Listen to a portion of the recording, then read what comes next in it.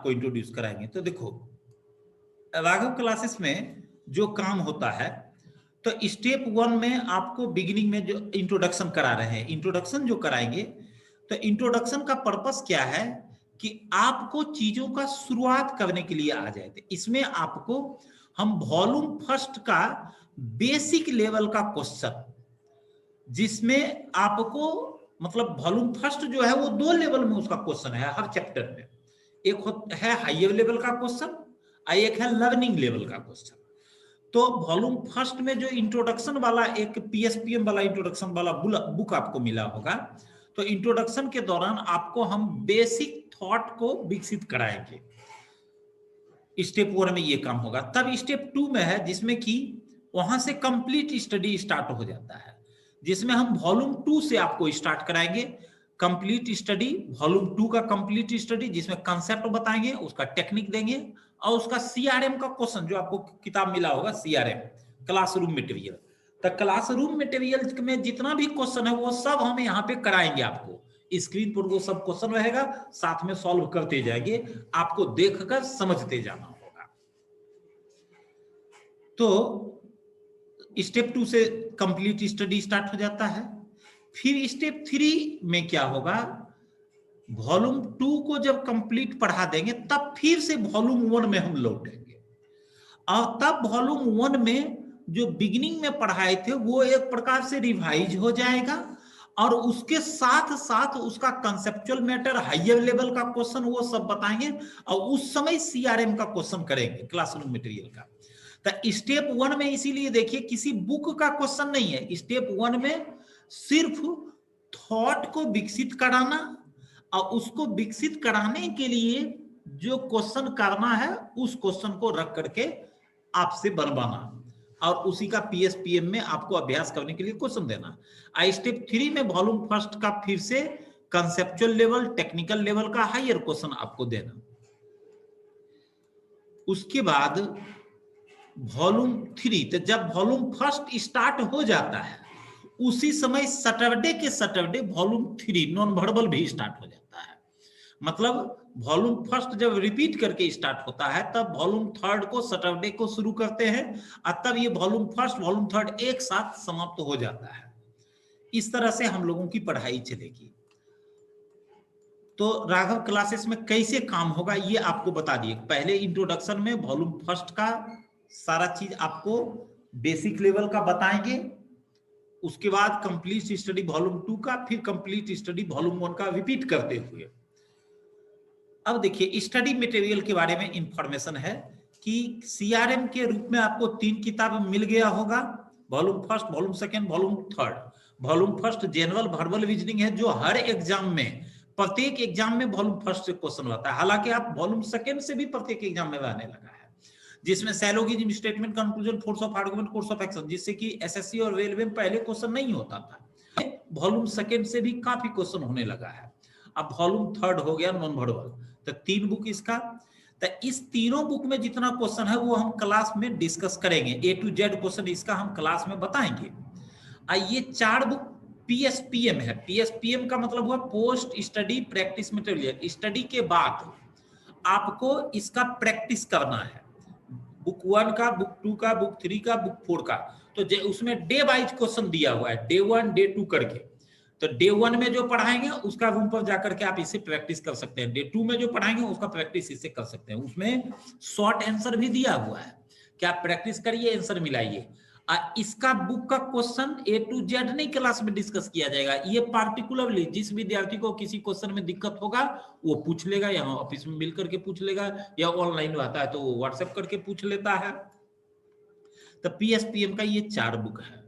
अब देखिए ये टेस्ट का एक सिस्टम है डीएलपी, ये भी एवरीडे 1 सेट, एक सेट बनवाया जाता है। ये अलग है, ये है कि अगर बैच आपका समाप्त भी हो जाता है तो भी आप इसमें जुड़े रहेंगे। तो टेस्ट का क्लासरूम से कोई कनेक्शन नहीं है, ये आपको अलग से बताएंगे जब आगे चल करके, जब कुछ क्लास आपका हो जाएगा तो टेस्ट के सिस्टम की भी जानकारी देंगे।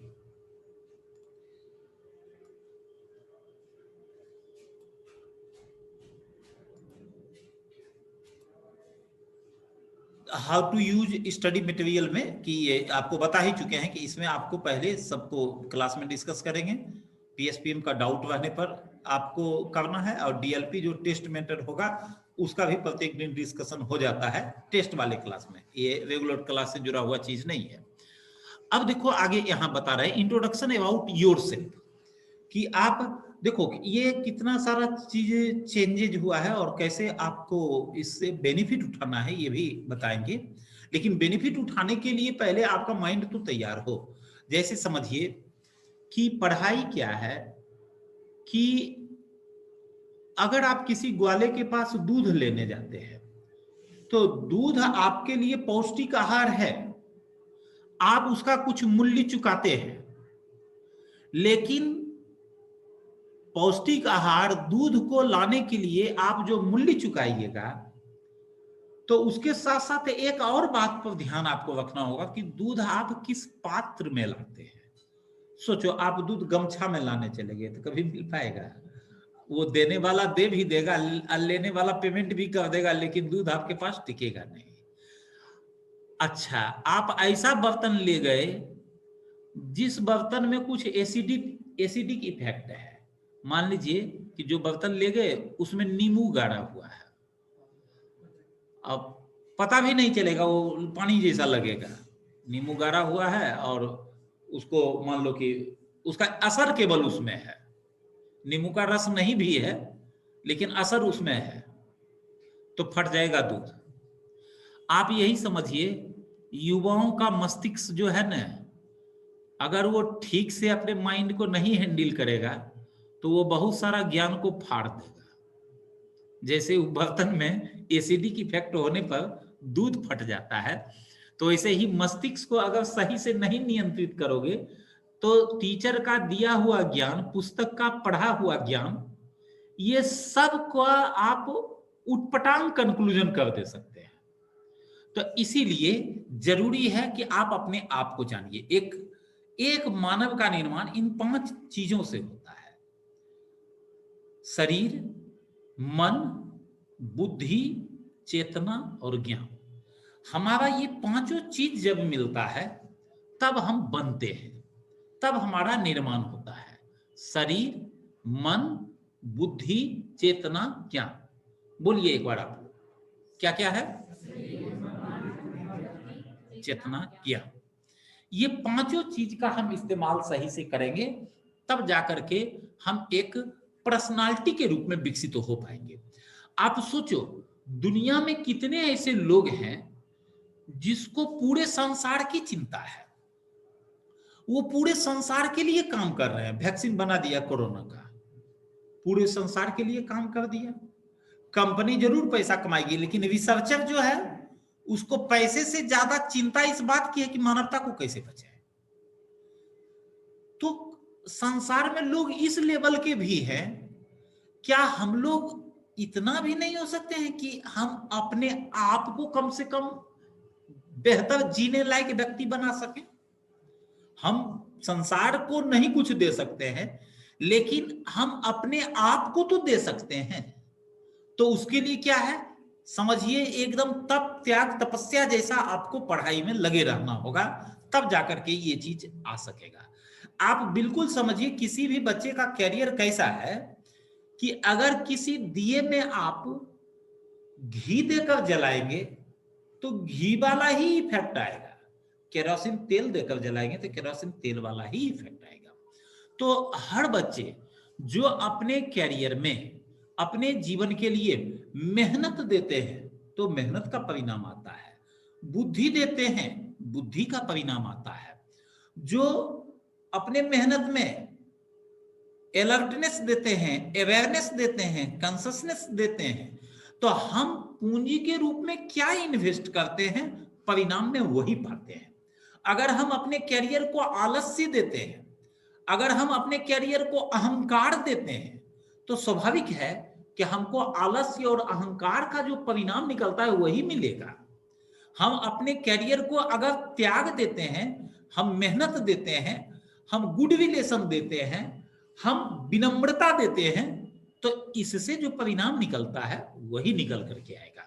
तो इसलिए अपने शरीर, मन, बुद्धि, चेतना और ज्ञान के प्रति आपको सचेत रहना है। यही है कॉन्शसनेस, सचेत रहना है। देखो हर व्यक्ति के अंदर चेतना है, लेकिन वो चेतना का जुड़ाव किससे किया है? आप पढ़ाई के लिए पटना में हैं या घर पर कोई पढ़ रहा है, तो पढ़ाई के लिए चेतना को जोड़े हैं कि किसी और मैटर के लिए? जैसे कॉन्शसनेस किसको कहते हैं कि आप क्लास में पढ़ भी रहे हैं, लेकिन पढ़ने के दौरान भी आपको कोई फिल्म का स्टोरी दिमाग में आ गया, कोई गाना दिमाग में चल रहा है। पहले ऑफलाइन में ऐसा कई बार फील करते थे कि बोर्ड के तरफ हम ऐसे कुछ लिख रहे हैं और उसी में बगल वाला से कोई कुछ पूछ रहा है कि गाना है उलाला तुम्हारे मोबाइल में लोड जी। जैसे ही हम इधर देखे तो इस मामला में सचेत है कि सर ना कुछ समझ जाए, इस मामला में सचेत है। तो देखो यही चेतना है कि हम चेतना को जोड़ते किससे है। तो चेतना को जोड़ना किससे है आगे बताते हैं। कॉन्शसनेस का प्रभाव है, कॉन्शसनेस का पढ़ाना भी है हमको, लेकिन पहले आप ये जान लीजिए। जैसे यहाँ थोड़ी सी चर्चा इसका कर देते हैं। शरीर आप समझते ही हैं, मन किसको कहते हैं? देखो ये समझना भी है, मन अलग चीज है, बुद्धि अलग चीज है, ज्ञान अलग चीज है, चेतना अलग चीज है। तो शरीर आप समझते हैं, शरीर तो एक प्रकृति में बना बनाया सिस्टम है जिससे कि हर प्राणी का शरीर तैयार होता है। लेकिन मन क्या है? अब देखो शरीर को भी आप, ठंड का समय है, हमारा शरीर बीमार ना पड़े तो सचेत रहते हैं ना शरीर को हेल्दियर रखने के प्रति। बाहर निकल कर जा रहे हैं तो ऐसा ड्रेस पहन करके जाए कि ऑकवर्ड ना लगे, किसी को खराब ना लगे, सचेत रहते हैं। मुंह ठीक नहीं लग रहा है, थोड़ा क्रीम वगैरह लगा लेते हैं, कंघियों भी कर लेते हैं। तो शरीर के प्रति ही आप सचेत हैं। ये चेतना है कि हम ठीक लगे, हम नॉर्मल रहे एटलीस्ट। ये शरीर के प्रति कॉन्शियस है आप। मन के प्रति भी ऐसे ही अलर्ट रहना होगा। मन के प्रति नहीं अलर्ट रहिएगा, कॉन्शियस नहीं रहिएगा आप, तो देखो मन क्या है और कैसे हम लोगों को परेशानी में डालता है मन। क्या आप क्लास से निकल करके सड़क पर जा रहे हैं, सड़क पर जाने के दौरान आप बस पढ़ने के लिए पटना में हैं, लेकिन कभी देखो ऐसा, हम जस्ट एक एग्जांपल दे रहे हैं, इसको दूसरे केस में भी आप समझ सकते हैं जोड़कर। हम एक उदाहरण दे रहे हैं कि आप यहां से निकले, दो मित्र यहां से निकला, एक शोरूम में एक स्वेटर टंगा देखा। स्वेटर जब देखा तो उसको बहुत पसंद आ गया, बहुत पसंद आ गया। तो बगल वाले का देखा स्वेटर, हाँ ये बहुत अच्छा है, बगल वाले को, दूसरे मित्र को भी पसंद। तो दोनों क्या किया, बिना कोई प्लान का चला गया उस शोरूम में। हो सकता है ऐसा नहीं हो सकता है, बिना प्लान का शोरूम में चला गया। शोरूम में जाके छू के देखा, हाँ ये तो अच्छा लग रहा है, डिस्कस कर रहा है दोनों मित्र, अच्छा लग रहा है। कितना प्राइस है भाई साहब, दुकान वाले से पूछा। दुकान वाला बोलता है कि इसका तो 600 रुपया दाम है। दाम भी बहुत ज्यादा नहीं है, ऐसा डिस्कस कर रहा है आपस में। तो ले लेते हैं, फिर मिलेगा कि नहीं मिलेगा, स्वेटर बहुत महंगा मिलता है तो सस्ता भी है, तो कुछ न कुछ डिस्काउंट नहीं कर देगा, कुछ डिस्काउंट भी करवाने के मूड में है। तो जो ले रहा है, तो एक मित्र को उसके पास पैसा भी नहीं है 600 रुपया, तो दूसरा दोस्त को बोला कि अरे 200 रुपया घट रहा है, तुम्हारे पास है? तो बोला हाँ हमारे पास तो अभी आज ही घर से 5000 आया है, तो 200 दे दो। तो दे दिया 200, उल ले लिया। दूसरे को बोला तुम भी ले लो, तो बोला नहीं पैसा तो हमारे पास है लेकिन छोड़ो क्या लेंगे, वो नहीं लिया। दोनों को वो पसंद सेम तरीके से आया था, इवन कि जो नहीं खरीदा उसके पास खरीदने के लायक पैसा भी था। तो अब देखो यहां समझना, ये स्टोरी क्यों सुनाई, मन को समझने के लिए कि जो नहीं परचेज किया उसका अपने मन पर नियंत्रण ज्यादा था, और जो परचेज कर लिया उसका मन पर नियंत्रण कम था। यहां लाइकनेस और डिसलाइकनेस की बात नहीं है। लाइकनेस जो अच्छी चीज है तो वो तो अच्छा लगेगा ही, लेकिन जो परचेज किया, जरूरत दोनों में से किसी को नहीं था। एक जरूरत बना लिया मन के अनुसार, क्योंकि जरूरत रहता तो वो पहले से प्लान किए रहता है, वो जस्ट देखा और परचेज किया। ये जस्ट एक उदाहरण है। और इस उदाहरण के माध्यम से आप पूरे मन को बहुत बेहतर समझ सकते हैं कि हम मन और बुद्धि, जब बुद्धि के साथ इसको जोड़ देते हैं मन को, जैसे दूसरा बंदा जो था वो बुद्धि का भी प्रयोग किया, वो एक्सप्लेन कर सकता है कि ऐसा तो बहुत सारा चीज पसंद आता रहेगा तो हम कितना खरीदते रहेंगे, ऐसा कोई जरूरी नहीं है, जरूरत की चीजें ही खरीदनी चाहिए। पिताजी बड़ा मुश्किल से पैसा इकट्ठा करते हैं, उसको जैसे तैसे नहीं खर्च करने देना चाहिए। पैसा पॉकेट में है तो क्या है, जहां तहां खर्च करते चलेंगे, इसको बचाना भी तो मेरा ड्यूटी है। तो वो क्या कर रहा है, मन को बुद्धि से नियंत्रित कर रहा है। अब देखिए बुद्धि और चेतना कैसे काम करता है। चेतना बुद्धि के साथ जुड़ा हुआ है, दोनों में फर्क क्या है। जैसे आप एक बुद्धिमान व्यक्ति हैं, आप समझ जाते हैं कोई चीज समझाने पर, लेकिन आप अपने जॉब के प्रति अगर कॉन्शियस रहिएगा, सचेत रहिएगा, बुद्धि का प्रयोग करना चाहिएगा, तो आप सुबह में जगे, जल्दी जगे, रात में प्लान बनाए थे सुबह जगेंगे और ये सैलोगिज्म का पूरा क्वेश्चन बना जाएंगे। तो जो कॉन्शियसनेस का यूज किया अपने जॉब के लिए और अपने बुद्धि के लिए, तो वो जगेगा और बनाएगा क्वेश्चन। आज जो कॉन्शियसनेस का यूज नहीं कर पाएगा तो रात में वो प्लान बनाएगा, लेकिन सुबह जब होगा, ओह आज बहुत ठंड है, देखा जाएगा कल, 11 बजे तक जगेंगे, उसी समय बनाएंगे। रात में प्लान बनाया था कि हम सुबह में 6 बजे जगेंगे और क्वेश्चन बना लेंगे, लेकिन जब सुबह जगने की बात आई तो उस समय उस पर आलस्य और मन का चाहत इतना इफेक्टेड था कि उसका बुद्धि और विवेक को प्रयोग करने नहीं दिया। कॉन्शियसनेस मन को सपोर्ट कर दिया, कॉन्शियसनेस बुद्धि को सपोर्ट नहीं किया। लेकिन उसी समय समझ लो कि कड़ाके की ठंड, एकदम माइनस में भी टेम्परेचर, अभी 6 डिग्री जा रहा है सुबह में टेम्परेचर, समझो कि आपको दिल्ली जाना हो या आपको हिमाचल प्रदेश जाना हो, वहां टेम्परेचर माइनस में होगा, लेकिन है कि आपका जॉब हो गया है, आपको कॉल लेटर मिल गया है, हिमाचल प्रदेश में जाकर के आपको SBI में पीओ के पद पर ज्वाइन करना है, तो उस टाइम में कोई भी ठंड आपको रोक सकेगा? यही है कॉन्शियसनेस। इसी चीज को जीवन में हम जितना ज्यादा उतारेंगे, जितना ज्यादा कॉन्शियसनेस को अपने कैरियर से जोड़ेंगे, हम उतना ज्यादा अपने कैरियर के लिए बेहतर काम करते चले जाएंगे। शरीर समझ गए, मन समझ गए, बुद्धि और चेतना समझ गए, तो कॉन्शियसनेस को जोड़े रखना है अपने कैरियर से। देखो कैरियर जो है ना, वो व्यक्ति से भी ऊंचा होता है, आदमी से भी बड़ा होता है। आप जब जॉब करने लगिएगा, उसके उस जॉब से जो पैसा कमाइएगा, जो संपत्ति खरीदिएगा, जो घर खरीदिएगा, वो आप नहीं भी होइएगा, उसके बाद भी वो बनाया हुआ चीज होगा।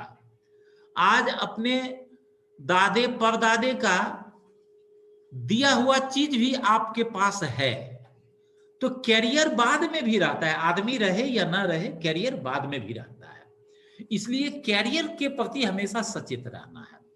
और ये उम्र ऐसा है कि इसमें बस कैरियर के प्रति सचेत रहोगे ना, हमेशा बेहतर का कोशिश करोगे ना, तो निश्चित रूप से आप बेहतर कर सकते हैं। क्योंकि इस उम्र में आपको बैड फोर्स यूज कर लेता है। बैड फोर्स हमारे ऊपर स्वतः अप्लाई होता है। आलस्य करने का प्लान आप नहीं बनाते हैं कि आज सुबह में आलस्य किया जाएगा, कल सुबह में संडे है, इसका प्लान बनाते हैं क्या कोई? आलस्य अपने आप हो जाता है। क्लास नहीं आना है तो कुछ हो गया बहाना, आज ठंड ज्यादा है, आज मन कुछ ठीक नहीं लग रहा है, कुछ ऐसा बहुत तरह का चीज है जो लोगों को दिमाग में आता है। टीचर को भी होता है, आने का मन नहीं हुआ, मन कुछ ठीक नहीं लगा, फोन कर दो, लड़का को बोल देगा कि आज नहीं हो पाएगा, सर का तबीयत खराब है। तबीयत इतना बेजोर चीज है कि जब चाहिए खराब कर सकते हैं और अपने हिसाब से जी सकते हैं। तो बैड फोर्स अपने आप अप्लाई होता है। देखो एक शब्द ईश्वर क्या होता है आप समझिए। गॉड जो है, गॉड कोई फिजिकल स्ट्रक्चर नहीं है। गॉड एक हम सब लोगों के द्वारा किया जाने वाला एक्टिविटी का नाम गॉड है।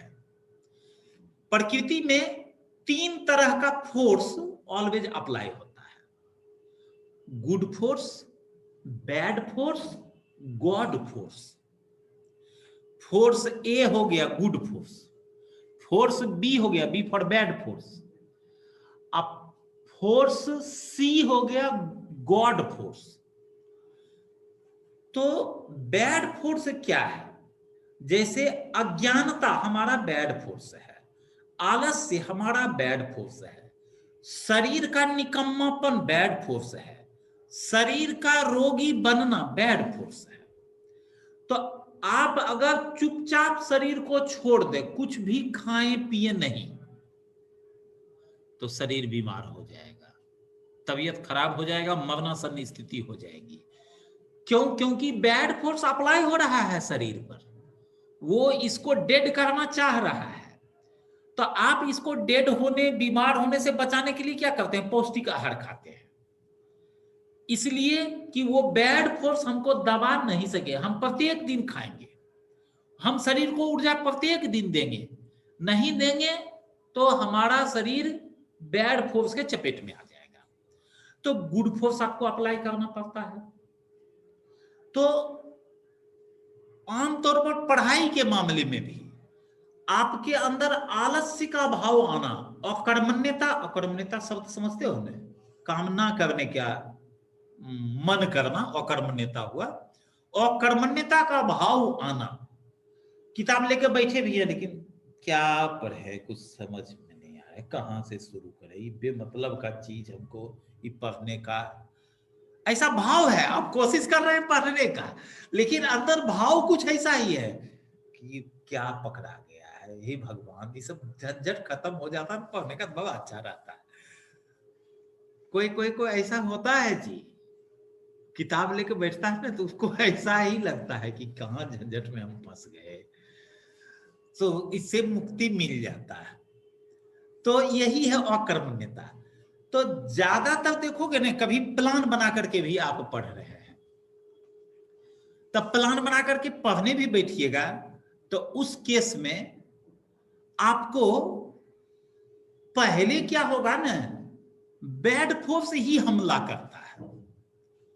प्लान बनाए आज 5 घंटा लगातार पढ़ते रहेंगे तो पता चलेगा उसी समय कोई दोस्त आ जाएगा, किसी का कॉल आ जाएगा, कोई काम याद आ जाएगा, इस तरह का कुछ अचानक डिस्टरबेंस होगा और तुम कोसोगे अपने आप को। जब हम प्लान बनाते हैं कुछ न कुछ ऐसे ओझट आ जाता है, आप ऐसा कहिएगा। एक्चुअली वही आपका टेस्ट है, बैड फोर्स आपका टेस्ट ले रहा है कि आप अपना गुड फोर्स किस डिग्री से अप्लाई करते हैं। तो हमेशा बैड फोर्स हमेशा कॉन्स्टेंटली अप्लाई होता है, और गॉड फोर्स, फोर्स सी भी कॉन्स्टेंटली अप्लाई होता है। और गुड फोर्स जो है, अगर वो कॉन्स्टेंटली अप्लाई नहीं होगा तो फोर्स सी, गॉड वाला फोर्स, जिसका अमाउंट ज्यादा होगा, बैड फोर्स का अमाउंट ज्यादा होगा, तो उसके साथ फोर्स सी मिल जाएगा, जिससे आपका गुड फोर्स हार जाएगा और आप एक अभागा व्यक्ति बन जाइएगा। अब कोसते रहिएगा भगवान को, भगवान तो कुछ कृपा ही नहीं भगवान का मेरे ऊपर, हमारा तो लक ही खराब है, हम क्या करें। पढ़ते तो हम बहुत है सर, लेकिन एग्जाम क्यों नहीं पास करते सर? लक, हमारा लक गड़बड़ है, हमारा कोई दोष नहीं है। इस तरह की बातें करते आप सुनेंगे लोगों से, आप समझ जाइए कि उस परिधि से आपको बाहर निकलना है। हम सब लोग अपना भाग्य निर्माता खुद होते हैं, लेकिन उसके लिए क्या करना होता है? गुड फोर्स का अमाउंट अप्लाई करना होता है, सब लोगों को करना पड़ता है। दुनिया का कोई भी आदमी सुखी तभी है जब उसने गुड फोर्स अप्लाई किया है, वो कंटिन्यूअस गुड फोर्स अप्लाई करते रहता है। आप सोचो कि हमारे देश का सबसे अमीर व्यक्ति मुकेश अंबानी, तो क्या वो चुपचाप बैठा हुआ है? उसके पास इतना दौलत है कि वो चुपचाप भी बैठ जाए, कुछ भी नहीं करे, तो वो क्या, उसकी आने वाली हर पीढ़ियों में कोई ऐसा नहीं होगा कि वो हम लोग के स्टेज तक आ जाएगा। इतना सारा संगठन उसका तैयार है, इतना सारा ऑर्गेनाइजेशन तैयार है, ऑर्गेनाइजेशन काम कर रहा है, वो नहीं भी ध्यान देगा तो उसको कोई ज्यादा फर्क नहीं पड़ता है। लेकिन उसके बावजूद